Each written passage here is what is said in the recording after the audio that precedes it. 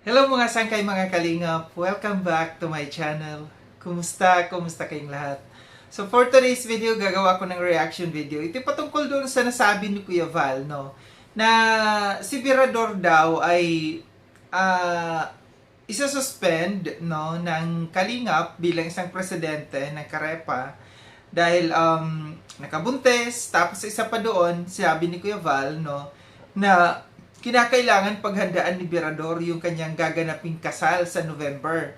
And sabi ni Kuya Val, ipaparenovate daw niya yung mukha ni Virador. So ang tanong, mukha lang ba ni Virador ang kinakailangang i-renovate? May iba pa ba? Pero bago ang lahat, no, shoutout muna kay Kuya Val, kay Kalinga Prab, kay Ate Edna, kay Tita Minara Million, Tita Kong Vayots, kay Manay Tere ng San Diego, California, at sa inyong lahat na patuloy na sumusuporta at nagmamahal kay Sangkay, mega love shoutout. So dako tayo dito sa ating pag-usapan. Sa ngayon, parang wala pang nakukuha si Kuya Val na magiging kapalit dito ni Virador bilang presidente ng Karepa. Alam nyo naman na inayawan ko yan, no? Yung offer sa akin ni Kuya Val. And sabi ni Kuya Val, kung tatanggapin ko daw yon, yung ipapalit niya sa akin na magiging presidente ng Kalingap Watcher, si Direk Noelsa. And sa ngayon, nung dinecline ko yung offer ni Kuya Val, parang si Direk Noelsa na lang ang napipisil ni Kuya Val na ipapalit kay Virador sa magiging presidente ng Karepa. Pero parang wala pang sagot ngayon dito si Direk Noelsa, no? Tahimik pa si Direk Noelsa. Nung ako pang presidente nung Karepa, nung ako ay na-stroke, no? Ang pumalit sa akin si Dindo Balyao. Parang isang araw lang, no, na naging presidente si Dindo Balyao, para umayaw din siya. Isang araw lang siya. And after ni Dindo, ipinalit ito si Direk Noelsa. Correct me if I'm wrong, kung parang 1 week din lang na tumagal na presidente si Direk Noelsa. And after doon, si Virador na yung naging presidente. So kung magiging presidente muli si Direk Noelsa, siguraduhin mo lang, Direk Noelsa, no, na tatagal ka, hindi ka gaya nung dati na isang buwan lang yata or isang linggo lang, no, na naging presidente ka. Medyo mahirap kasi talaga, no, sa Karepa. Unlike nung time na ako pa, may pagkakaisa. Lahat ng mga officers noon may pagkakaisa. Nandiyan dyan sina RP Max Vlogs, sina Bopil, si Nets in Vlogs, sina Lorny. Masaya noon.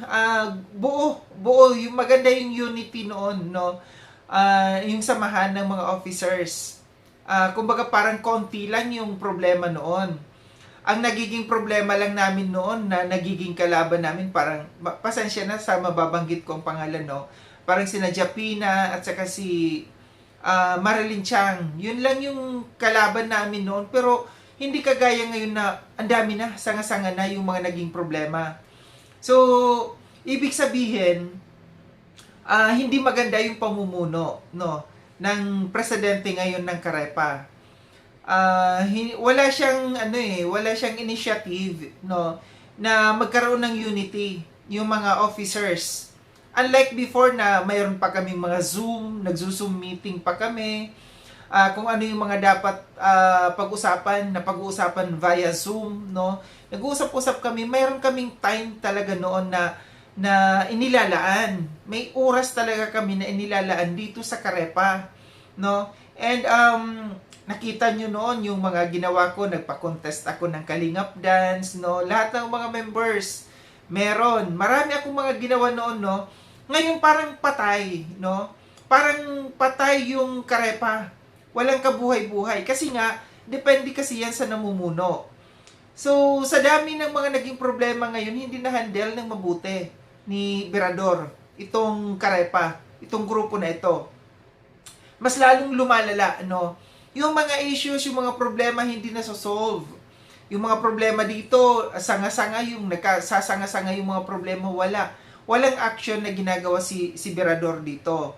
Kaya nga yung isang community, napapanatili yung katahimikan nan, yung unity, nagkakaroon ng unity, depende kasi yan sa namumuno.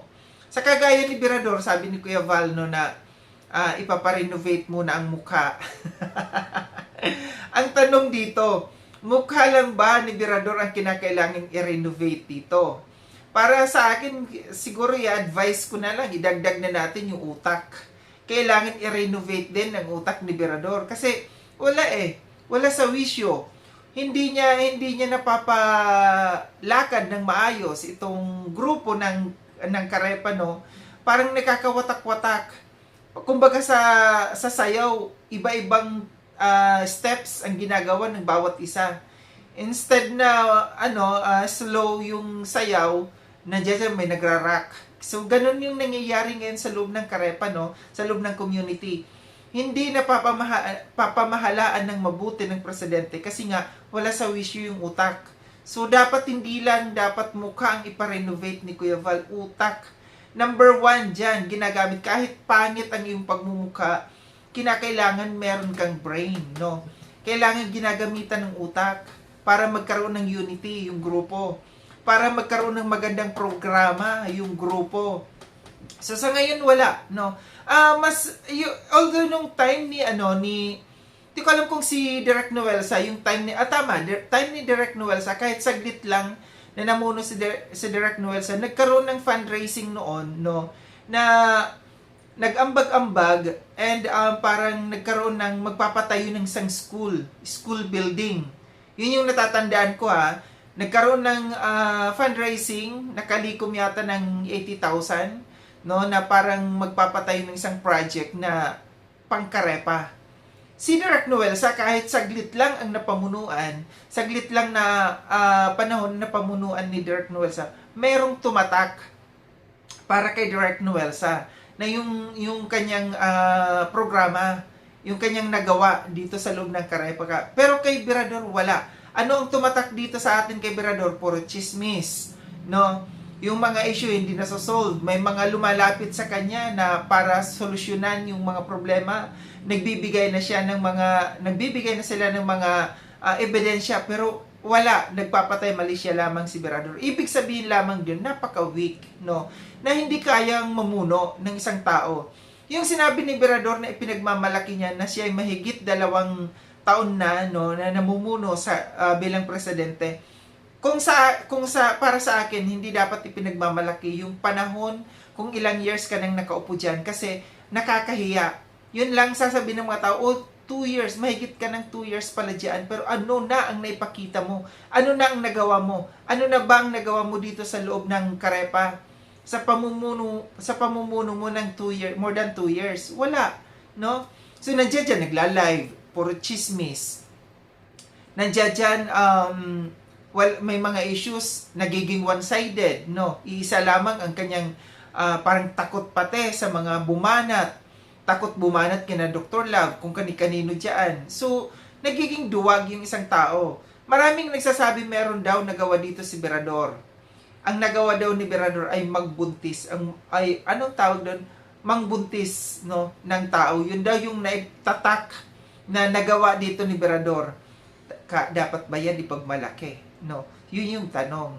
So dito, no, kaya ko na topic ito kasi naaawa ko kay Kuya Val kasi wala pa siyang napipisil talaga na pwedeng ilagay diyan magiging OIC or presidente ng Karepa, no. Nahihirapan siyang pumili sa ngayon. Siguro ang ko dito, marami pa naman diyan, no. Isa sa mga pwede kong mai-suggest dito na maging presidente si RP Max, no. Hanga ako dito kay RP Max, no, na alam natin na matalino, isang engineer ba si RP Max, no. And napaka broad-minded, malawak yung pangunawa ni RP Max, and nakikita ko na siya yung tipo ng tao na susundin ng mga tao at may respeto sa kanya. Kahit ako, malaking respeto ko dyan kay RP Max, na isa rin yan si RP Max na officer nung mga panahon nung ako yung president. And nakikita ko, nagbibigay siya ng mga suggestions, and yung kanyang mga suggestions, no, nagiging swak, nasusunod natin kasi nakita ko na may brain and pinag-iisipan ni RP Max. So, ito lang aking reaction patungkol dito, no? Kung ako man ay merong maisasuggest na karapat-dapat na pwedeng mamuno, no? Diyan sa Karepa, pwede si RP Max Vlogs, no? So, muli maraming salamat mga sangkay no sa panunod. Sa mga hindi pa nakapag-subscribe kay Sangkay Lone, subscribe nyo na po ako.